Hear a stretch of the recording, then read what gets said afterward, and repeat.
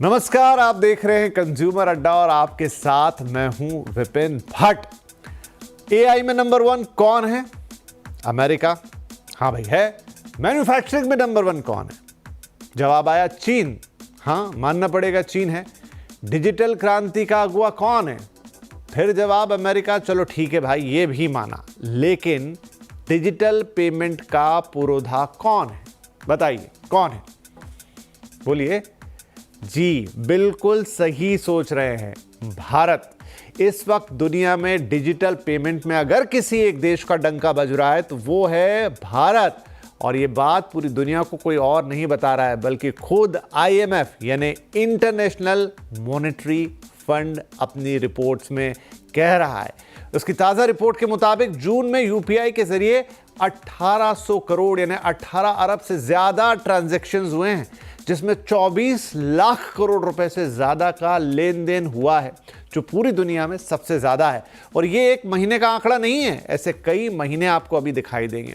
इस वक्त भारत में होने वाले डिजिटल ट्रांजैक्शन में अगर मैं बात करूं तो 85% से ज़्यादा अकेले यूपीआई के दम पर हो रहे हैं, और यही इस डिजिटल पेमेंट क्रांति का हीरो है। अब इसे ग्लोबल लेवल पर देखेंगे तो यह नंबर आपको और भी चौंका देगा। दुनिया भर में हो रहे डिजिटल ट्रांजैक्शन में से 50% से ज्यादा अकेले यूपीआई से हो रहे हैं, और यह वाकई गर्व की बात है। और यह कोई शॉर्टकट वाली सक्सेस नहीं है, ना ही अपने मुंह मियां मिट्ठू वाली कोई उपलब्धि है। ये क्रांति है जिसे आप और हम साक्षी हैं, और अब पूरी दुनिया भी इसका दम देख रही है। और यह महत्वपूर्ण इसलिए भी है क्योंकि इसमें गलती की जरा सी भी गुंजाइश नहीं है। एआई में कर लीजिए, मैन्युफैक्चरिंग में कर लीजिए, लेकिन भाई आपकी गाड़ी कमाई का पैसा है, 1 रुपया भी इधर उधर हो गया तो आपसे बर्दाश्त नहीं होगा। जी हाँ, ये आपकी हमारी गाड़ी खून पसीने की कमाई से जुड़ी हुई टेक्नोलॉजी है, और इसे बिना रुके, बिना थके और बिना गलती किए दिन रात कर रहा है आपका हमारा अपना यूपीआई यानी यूनिफाइड पेमेंट इंटरफेस, भारत का बनाया हुआ एक रियल टाइम पेमेंट सिस्टम, जिसे अब फ्रांस, यूएई और सिंगापुर जैसे देश भी इस्तेमाल कर रहे हैं। तो आज इसी यूपीआई की चर्चा करेंगे। बात सिर्फ तारीफ की नहीं है, बात सिर्फ अपने आप को उत्साहित करने की नहीं है। हम इसमें जो चैलेंजेस हैं उनकी भी बात करेंगे, लेकिन इसकी सफलता का जश्न भी मनाएंगे, क्योंकि इसने हमें टेक्नोलॉजी के मामले में, और देखिए मैंने कहा ना, ये कोई जोड़ जुगाड़ वाली टेक्नोलॉजी नहीं है, ये कोई ऐसी चलती फिरती चीज़ नहीं है, ये कोई खुद को ऐसी पीठ ठोक लेने वाली बात नहीं है। जहां दुनिया में इतना कुछ हो रहा है, कई देश अपनी अपनी जगह पे नंबर 1 पोजीशन हासिल कर रहे हैं डिजिटल पेमेंट में, अगर कुछ ऐसा हुआ है तो वाकई हमें इसे सेलिब्रेट करना चाहिए। तो चलिए शुरुआत करते हैं। आज यूपीआई की ही बात करेंगे, और हमारे साथ ये बातचीत करने के लिए आज हैं प्लूटोस वन के को फाउंडर रजत गुलाटी साहब, जो कि एक प्लेटफॉर्म को जानते हैं, बनाया उन्होंने, समझते हैं, और आनंद राठी वेल्थ के डिप्टी सीईओ फिरोज अजीज साहब, जो कि पैसे की भाषा को, उसके आदान प्रदान को और उसके महत्व को बहुत अच्छी तरीके से जानते हैं। आप दोनों का बहुत बहुत स्वागत है। तो रजत, आपसे शुरुआत करता हूं। जितनी बातें मैंने अभी कही यूपीआई को लेकर, और जो आईएमएफ की रिपोर्ट जिक्र कर रही है, क्या मैंने एग्जैजरेटेड या बढ़ा चढ़ा के कह दी बातें, या आप भी इससे इत्तेफाक रख रहे हैं? मुझे आपका शो तो ऐसा है जो कभी एग्जैजरेशन मतलब कम ही होती है, अगर होती है तो नहीं, आपने कुछ भी एग्जैजरेट करके नहीं कहा। ये एक मौका है जो हमें सेलिब्रेट करना चाहिए, जो हमारी अचीवमेंट है, जो देश की अचीवमेंट है, गवर्नमेंट की अचीवमेंट है, एनपीसीआई की अचीवमेंट है, और सैकड़ों ऐसे लोगों की और ऑर्गेनाइजेशंस की है जिन्होंने आज की डेट में यूपीआई को सक्सेसफुल बनाया है। जितने आंकड़े आपने बताए सब 100% सही थे। आईएमएफ की रिपोर्ट भी यही कहती है। यूपीआई ने अब इंडिया में तो 85% ऑफ डिजिटल ट्रांजैक्शन, बट विश्व भर में 50% के करीब डिजिटल ट्रांजैक्शंस का हिस्सा ले लिया है। ये बहुत ही गर्व की बात है, और ये बहुत बड़ी अपॉर्चुनिटी है। और सबसे बड़ी खुशी की बात यह है कि अभी इसमें बहुत बढ़ोतरी होने की गुंजाइश है। अभी कुछ ये नहीं कह सकते कि पूरी पेनिट्रेशन हो गई है, सब यूपीआई यूज कर रहे हैं। हालांकि दिल्ली बॉम्बे में बैठे हुए ये कभी कभी लगता है, पर अभी यूपीआई में ग्रोथ की गुंजाइश बहुत है। ओके, ठीक है। फिरोज साहब, आपका पहला कमेंट, अक्सर आप चीजों को हेल्दी वे में क्रिटिकली देखते हैं, क्या आप मेरी बात से इत्तेफाक रख रहे हैं?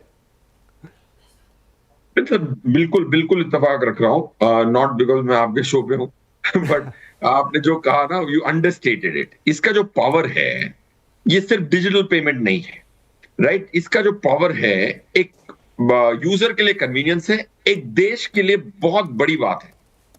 ये उदाहरण के तौर पे करता हूं। एक तो होता है कि यू फील प्राइड, बट इससे बहुत सारी चीजें जुड़ी हुई हैं। आज अगर आप देखते हैं, आपने ये भी देखा होगा कि एम्फी ने रिलीज किए जून के म्यूचुअल फंड के आंकड़े।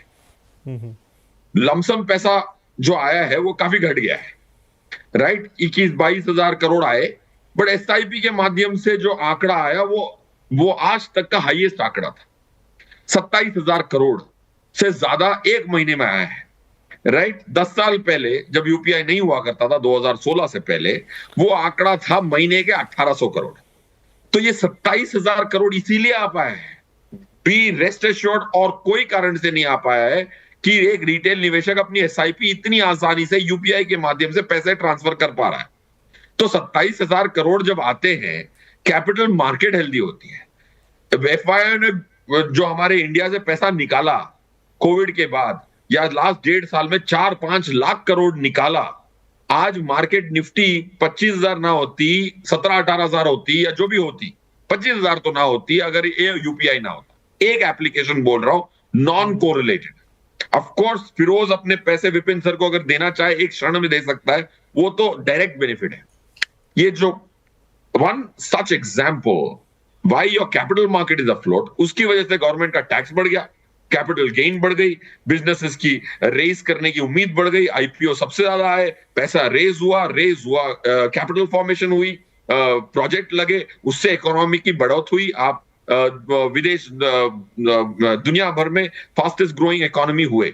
सो this is one non correlated benefit I am talking about. There are 10 I can list out.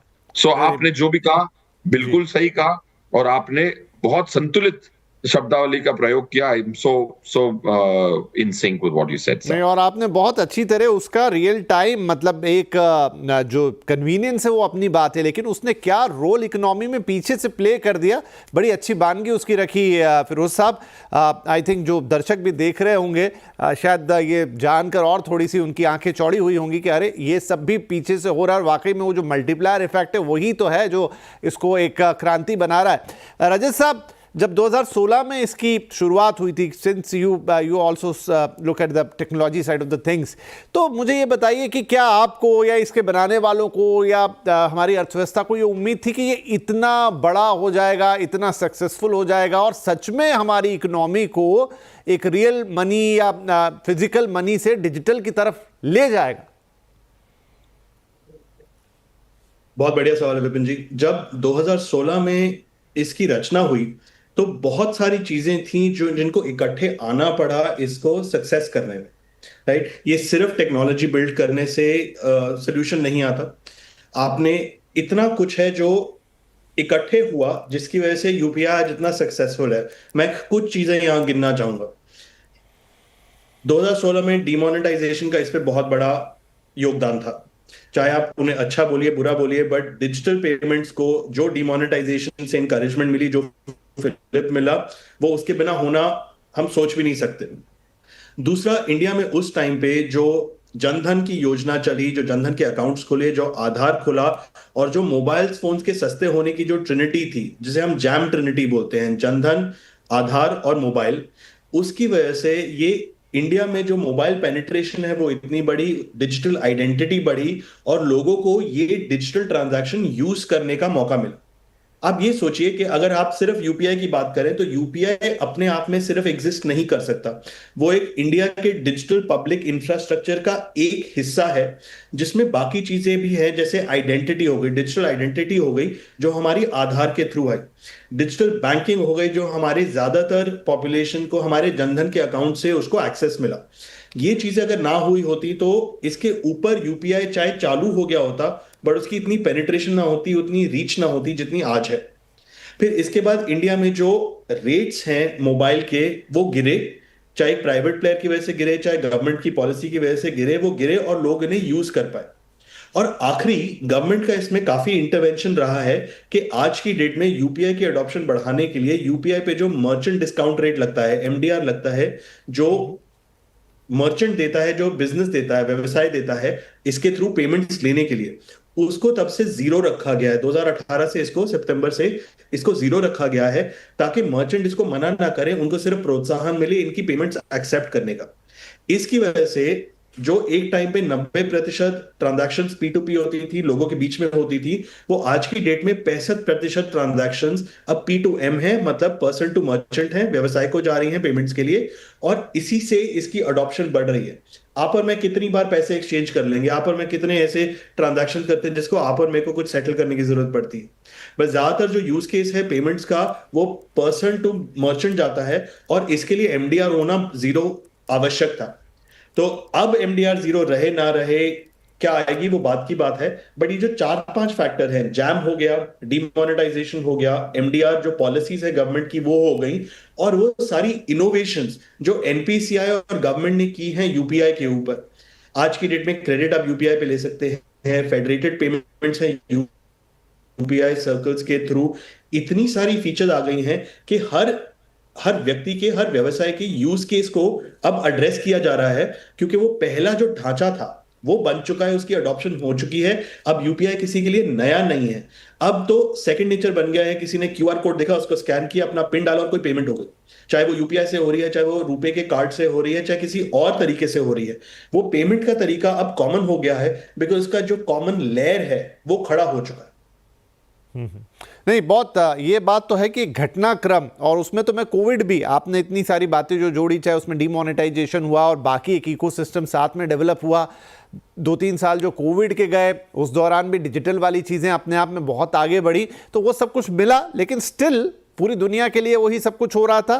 Firoz साहब, जब हम दुनिया के उसमें इसकी तुलना करते हैं कि बहुत से दूसरे देश हैं, चीन है, अमेरिका है, जो कि टेक्नोलॉजिकल एडवांसमेंट में बहुत आगे है, रिसर्च में बहुत पैसा डालते हैं और मतलब हर चीज़ में अग्रणी है। आज AI की बात है तो इन दोनों देशों ने लीड ले रखा है, भारत भी काम कर रहा, दैट इज़ अनदर थिंग। लेकिन ये जो डिजिटल ट्रांजेक्शन है, जैसा इंडिया कर पाया वैसा कोई और देश क्यों नहीं कर पाया? इनफैक्ट अब फ्रांस या सिंगापुर, UAE और भी कई देश हैं जो इस सिस्टम को इंडिया से ही ले रहे हैं। व्हाट मेक इंडिया और इंडियन सिस्टम सो यूनिक? जैसे हमारे को पैनलिस्ट साहब ने भी कहा कि जो डिमोनेटाइजेशन जो था उसकी टाइमिंग बहुत अच्छी थी। 2016 में आपने UPI लॉन्च किया, फिर डिमोनेटाइजेशन 2017 में किया, तो पहले 2 साल जो 1.8 बिलियन ट्रांजैक्शन थे 2016 के साल में, FY17 में, फिर demonetisation if I am not wrong दिसंबर 17 में हुआ, तो वो 1.8 बिलियन ट्रांजैक्शन कितना ऊपर गए होंगे, सब लोग आश्चर्यचकित हो जाएंगे। 50 गुना, 5000% ग्रोथ आई एक साल में, 91.5 बिलियन पे पहुंच गया सीधे 1.8 से।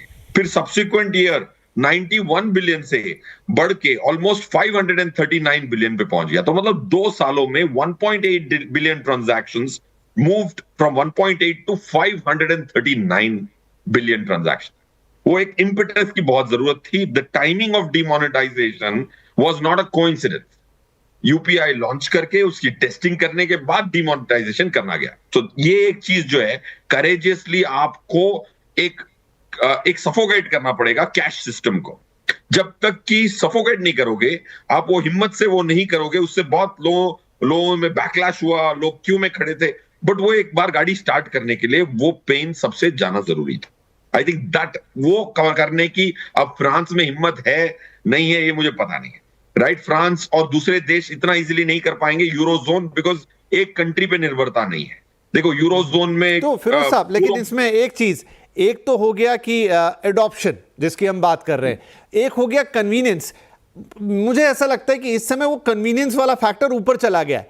अब आप किसी से कहे ना कहें, वो सिस्टम इतना इतना इतना स्मूथ हो चुका है। अब देखिए ना, पहले उसने आपके कैश के रखने को हटा दिया, आपको नहीं है कि मैं पैसा निकालूं ATM। अभी देखिए ना, जो घटना घटी है बंगलुरु में, फॉर एनी रीजन कि वहां व्यापारियों ने लेने से मना कर दिया।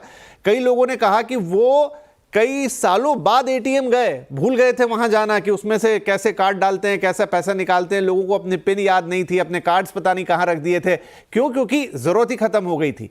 क्रेडिट कार्ड जो थोड़ा बहुत बचा था, ये भी बड़ा इंटरेस्टिंग एक यूज केस होगा जो मैं आपसे समझूंगा आगे। इस समय अगर कोई टक्कर दे रहा है थोड़ी बहुत, हालांकि पीछे उससे, that is the visa system, and visa is a card system.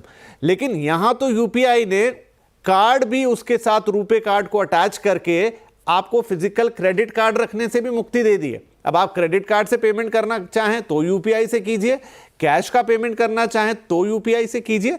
तो फिर वो सब क्या कन्वीनियंस वाला फैक्टर उस कंपल्शन वाले फैक्टर से थोड़ा बड़ा हो गया? Just want to understand this with you. Yes Vipin sir, definitely. देखिए, अब पहले तो आपने मजबूर किया, फिर आदत पड़ गई। फिर आदत इतनी पड़ गई कि आप जैसे आपने सही फरमाया, मैं एटीएम गया ही नहीं हूँ, right? My wife might pull out some money from the ATM, but मैं तो एटीएम जा ही नहीं रहा हूं बिल्कुल भी। और उसकी जो वॉलेट में मैं तो सिर्फ एक ही कार्ड कैरी करता था, एक डेबिट कार्ड, क्रेडिट कार्ड की आदत नहीं थी। तो अब कन्वीनियंस इतनी अच्छी हो गई है कि कल परसों मैं कोई क्विक कॉमर्स से कुछ रात को 1 बजे ऑर्डर कर रहा था, तो अब वो ना सिर्फ पेमेंट, बट आपके उसके साथ जो आपकी मोबाइल टेक्नोलॉजी है और आपकी जो ऑर्डरिंग की कैपेबिलिटी है, जैसे फूड ऑर्डर हो गया, कोई क्विक कॉमर्स हो गया, या फिर ई कॉमर्स हो गया, ये सबके जो ट्रांजैक्शन हैं, ये सबको प्रोपेल मिली है। आज निफ्टी कंपनी में एक कंपनी है जो आज 8-10% ऊपर थी, एटर्नल, राइट? एक क्विक कॉमर्स की कंपनी वहां से जहां से पहुंची है 400 पीई पे बैठी है, निफ्टी के अंदर घुस चुकी है। UPI was one of the indirect reasons of how Nifty is constituent, वो भी चेंज हो गया। सो कन्वीनियंस, जैसे आपने सही फरमाया, कन्वीनियंस में तब्दील हो गया है। और आज हमारी आदत है कि यार एक ऐप में बटन दबाता हूं तो दूसरा यूपीआई का ऐप खुल जाता है, फेस रीड हो जाता है, आपको सिर्फ पिन डालनी है। तो कौन इतनी मेहनत करके चल के जाएगा एटीएम, जो मेरी बिल्डिंग में ही है, बट नहीं जाता। राइट, चलिए एक छोटा ब्रेक लेते। बड़ी मजेदार हो रही है पूरी बातचीत, जो यूज केसेस रजत जी और फिरोज साहब बता रहे हैं और उनका जो अपना अनुभव शेयर कर रहे हैं, उसके पीछे की कहानी तो और इंटरेस्टिंग है, वो जान के और मजा आ रहा है। एक छोटा ब्रेक लेते हैं यहाँ पे। ब्रेक के बाद थोड़ा चैलेंजेस की भी बात करेंगे कि अच्छा लंबा सफर आपने तय कर लिया, झंडे भी गाड़ दिए हैं, लेकिन यहां से आगे क्या चैलेंजेस है या क्या नए सोपान है, कहां पहुंचना है आपको और इस टेक्नोलॉजी को कितना विस्तार मिल सकता है। छोटा ब्रेक, ब्रेक के बाद ये 2 महत्वपूर्ण पॉइंट्स।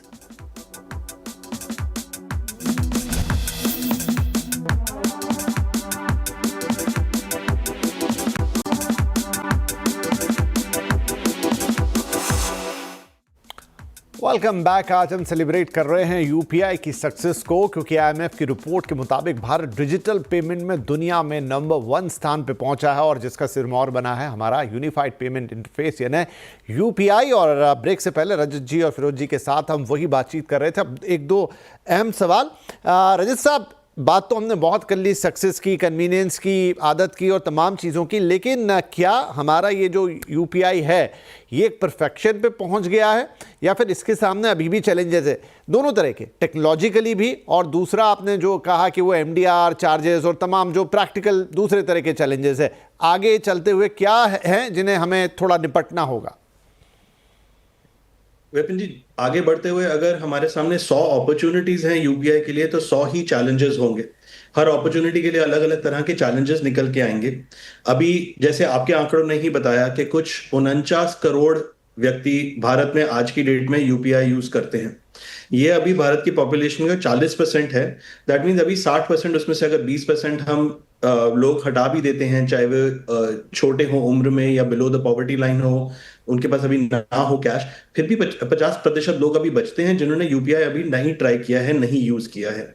उनकी इंक्लूजन लाना, उन तक इसके फायदे पहुंचना एक बहुत बड़ा चैलेंज है। और इंडिया में जो पॉपुलेशन है जिनको अभी लिटरेसी और फाइनेंशियल लिटरेसी इतनी ज्यादा नहीं है, वहां पे कुछ गलत होना, कोई स्कैम्स होना, आए दिन हम सुनते हैं कि लोगों को कोई ना कोई डिजिटल स्कैम हो गया, उनके पैसे कोई ले गया, उनसे कोई छीन गया। तो डिजिटली इसको करना और भी ज्यादा एफिशिएंट बन जाता है, तेज बन जाता है। तो इस पे प्रोटेक्शन डालना उतना ही जरूरी है। पर हमें पता है कि गवर्नमेंट, एनपीसीआई, जितने ऐप प्लेटफॉर्म्स हैं जो इनके पार्टनर्स हैं, वो इस पे अग्रसर हैं। इस पे हमेशा कोई ना कोई नई डेवलपमेंट होती रहती है। पर वो एक रेस है, स्कैमर्स और प्लेटफॉर्म्स के बीच में हमेशा एक रेस चलती रहती है कि कौन अपना नाक आगे रखेगा थोड़ा सा। तो वो रेस तो हमेशा हमेशा हमें लड़ती रहनी है। दूसरा है जो बड़े, अगर हम चैलेंजेस की बात करें, दूसरा है कि नए यूज केसेस क्या है यूपीआई के लिए। आज की डेट में अगर हमने P2P एस्टैब्लिश कर लिया, लोगों के बीच में पैसा ट्रांसफर करना, मर्चेंट्स को पेमेंट्स लोगों से हो गई। अब M2M की पेमेंट्स अब कैसे होंगी? एम्बेडेड फाइनेंस जो अब शुरू हो गया है कि माइक्रो ट्रांजैक्शंस हो रही हों छोटी छोटी डील्स के लिए। एक एग्जांपल देता हूं, फॉर एग्जांपल फास्टैग की जो ट्रांजैक्शंस होती हैं वो आपके RFID के कार्ड और फास्टैग के रीडर के बीच में जो टोल पे होती हैं उस पे होती हैं। ऐसी बहुत सारी ऑप्शंस हैं ट्रांजैक्शंस की जो यूपीआई के थ्रू ये ऑटोमेट हो सकती हैं, जल्द हो सकती हैं। वो एम्बेडेड ट्रांजैक्शंस की अभी बहुत अपॉर्चुनिटी है। आज की डेट में हम एआई के बारे में इतना कुछ सुनते हैं और एआई में जो लेटेस्ट हम देख रहे हैं वो एजेंटिक एआई है कि एआई आपकी तरफ से एक पूरा एज एन ऑटोमेटेड एजेंट काम कर रहा है। बट अगर वो मेरी तरफ से इंटरनेट पे काम कर रहा है तो मेरी तरफ से इंटरनेट पे वो कुछ पैसे भी खर्चेगा। तो एजेंट्स की पेमेंट्स एनेबल करना यूपीआई पे बहुत इंपॉर्टेंट है। वो एक बहुत बड़ी अपॉर्चुनिटी है। वो कैसे सॉल्व होगी? क्रॉस बॉर्डर की पेमेंट्स इतनी बड़ी अपॉर्चुनिटी, बट उसमें उतनी ही उलझने हैं बिकॉज वो सिर्फ टेक्नोलॉजी से सॉल्व नहीं हो सकती। वो दो या दो से ज्यादा गवर्नमेंट्स को इकट्ठे बैठना पड़ता है, एक फ्रेमवर्क बनाना पड़ता है उनके करेंसीज के बीच में वो एक्सचेंज के लिए। क्या वो स्टेबल कॉइन यूज करेंगे? क्या वो CBDC यूज करेंगे? क्या वो अपनी फिक्स करेंसी यूज करेंगे? क्या उनके सेंट्रल बैंक उनमें इन्वॉल्व होंगे, नहीं होंगे? ये सारे बड़े सवाल होते हैं to be able to enable cross border transactions UPI पे। ठीक, आज चलिए। पॉसिबल है कि आप ट्रांसफर कर सके इनवर्ड। राइट, तो ये मतलब from within India to abroad ये सारी लाइन ऑफ एक्शन है जिसमें चैलेंजेस भी हैं और उतनी अपॉर्चुनिटीज़ भी हैं। सिक्योरिटी इनफैक्ट बहुत बड़ा एक मुद्दा है जिस पर लगातार काम होना चाहिए। फिरोज साहब, दूसरा एक चीज़ क्विकली आपसे इस पर राय चाहूँगा, वो है इसकी कॉस्टिंग। देखिए अभी तो ये कम्प्लीटली फ्री है इसलिए सबको अच्छा लग रहा है। बीच बीच में वो बातें आई कि उसमें MDR चार्ज, जैसे क्रेडिट कार्ड के ऊपर 2% 1.5% वाला 3,000 पे लगा देंगे, 5,000 पे लगा देंगे, मर्चेंट ट्रांजेक्शन पे लगा देंगे। लगाने की बात आई, वापस लिया। तो जैसे ही इसकी कीमत आ जाएगी कहीं, क्या इससे थोड़ा सा रुझान कम हो सकता है या फिर अगेन आदत पड़ गई है तो आप देने के लिए भी तैयार रहिए? आई थिंक ज्यादातर जो कॉस्ट है वो मर्चेंट अब्सॉर्ब करेगा। बट मेरा ये मानना है कि प्रॉब्लम, अगर कोई जेन्युइन मर्चेंट है ना, उसको प्रॉब्लम नहीं है यूपीआई के भले आधा % दे दे, कोई फर्क नहीं पड़ता। बट प्रॉब्लम है काफी सारे बिजनेसेस हैं जो यूपीआई में पेमेंट लेते हैं, उनको ये डर होता है कि यार उनको इनकम टैक्स इवेड करना मुश्किल हो जाता है। तो ये बहुत सारे मर्चेंट्स हैं और सब लोग, ये सेलिब्रेशन का टाइम है। विपिन जी, आपके शो के माध्यम से ये कहूंगा कि अगर कोई दुकानदार के पास जाते हैं, वो 3 यूपीआई के नंबर लेके बैठे हैं अपनी जीएसटी बचाने के लिए। तो ये जब तक कि इंडिया को पूरी सुविधा चाहिए, इंडियंस को पूरी सुविधा चाहिए, सब अपने आप को नेशनलिस्ट भी बोलते हैं, बट टैक्स की चोरी करना खून में नसों नसों में बसा हुआ। मेरा एक दोस्त है, बोलता रहता है मुंबई में कितनी खराब लाइफ है, ट्रैफिक है। मैंने कहा साहब, आपने आज तक खुद का यूपीआई नहीं बनाया। बोलता है यार मैं पेमेंट खाली कैश में करता हूं। तो मैं भी समझता हूं वो कैश में सर लेता है और पैसे देता है उसके पूरे। So point I am trying to make is, cost देने में कोई हर्जा लोगों को नहीं है। प्रॉब्लम ये तब आती है कि भाई यूपीआई, वो बड़ी चोरी करना मुश्किल हो जाता है उसको। जी, राइट, वो एक सबसे बड़ा इंपेडिमेंट होगा। राइट, वही बात अभी बेंगलुरु वाला जो किस्सा निकला, इनफैक्ट उस पर हमने एक अलग पूरा शो किया था, जहां पर अचानक से जो छोटे व्यापारी कारोबारी उन्होंने लेना बंद कर दिया क्योंकि जीएसटी के नोटिस चले गए, वो ट्रांजैक्शन ट्रैक हुआ पूरा। तो देखिए, टैक्स की चोरी तो अच्छी बात नहीं है, उसके लिए बहुत सारी सहूलियतें सरकार ने दी हैं, बहुत सारी स्कीम्स हैं, वो देखना चाहिए। खैर, लेकिन आज उसमें विस्तार में जाने का दिन नहीं। मुद्दा रहेगा जरूर जिस पे और चर्चा होगी, लेकिन आज तो यूपीआई को सेलिब्रेट करने का दिन था और हमारी ये टेक्नोलॉजी हमें एक बड़ा मुकाम दे चुकी है ऑलरेडी और उम्मीद करते हैं कि हमारी लाइफ को तो ईजी बना ही रही है, देश के लिए भी ये और आगे बढ़ते हुए एक अलग स्थान बनाएगी जहां पर अलग अलग देशों के बीच भारत भी डिजिटल पेमेंट का सिरमौर कहलाएगा। इनफैक्ट बन ही चुका है। बहुत बहुत शुक्रिया फिरोज साहब और रजत भाई, आप दोनों का। और आगे और बैठेंगे और बातचीत करेंगे इसके चैलेंजेस पर भी और इसके आगे क्या क्या फायदे हो सकते हैं उन पर भी। फिलहाल आज के लिए नमस्कार।